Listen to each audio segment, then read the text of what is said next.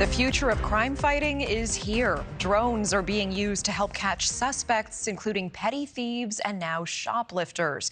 Police in Oklahoma City and Bensalem Township, just outside of Philly, using drones to track down suspects as many retail chains across the nation battle major issues with shoplifting and retail theft, with some of the incidents caught on camera.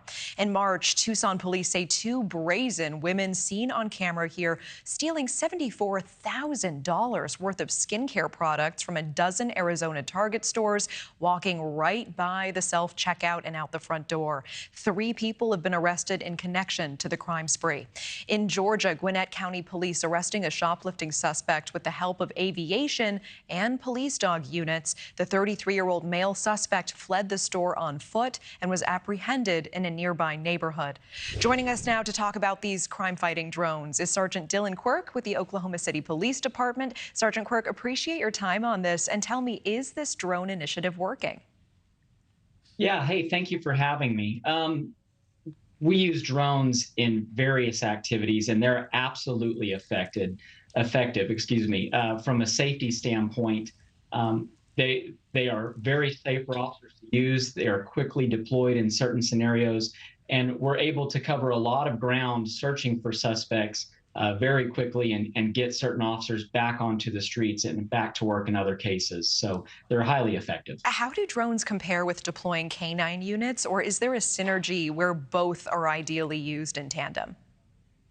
More to the latter. We work hand in hand, but again, when you're talking about grid searches and using canines, those can take quite an amount of time. There's a lot of rural area here in Oklahoma City, and so utilizing those canines can take time, whereas we can get a drone in the air and quickly spot that suspect hiding in various manners, then we can direct those canine units to where that suspect is hiding. And tell me why drones are particularly helpful when we're dealing with these kinds of brazen, massive shoplifting events. I mean, wouldn't the drone almost have to be up and running as they're leaving the store, or how does that work? Well, again, oftentimes we see a lot of more theft in cases of rural aspects where it's oil-filled equipment or something of that nature, where they want to go hide in large brushy areas. But certainly in an aspect of someone stealing from a store, fleeing in a vehicle, we can use other cameras throughout the city and then utilize those drones to monitor the area of where that vehicle was last seen. I see. I do have to ask you about privacy, which is something NewsNation has delved into before when we've covered this topic. Should Americans be concerned about police drones looking over their fences, seeing what's happening through their windows, etc.? I mean, all of that is fair game. Is that right?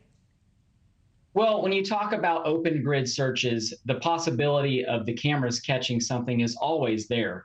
But when you talk about using it for the benefit of the public and for the police department's benefit, we're talking about a targeted surveillance. So you're talking about looking for a specific area.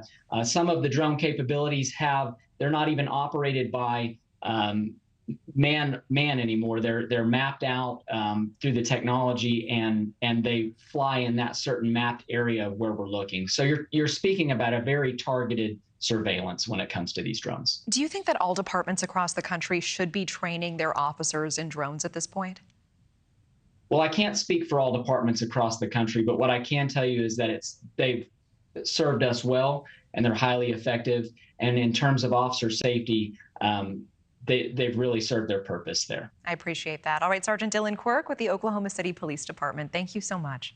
Thank you for watching. Go to newsnationnow.com to find NewsNation on your television provider. And don't forget to click the red subscribe button below to get more of NewsNation's fact-driven, unbiased coverage.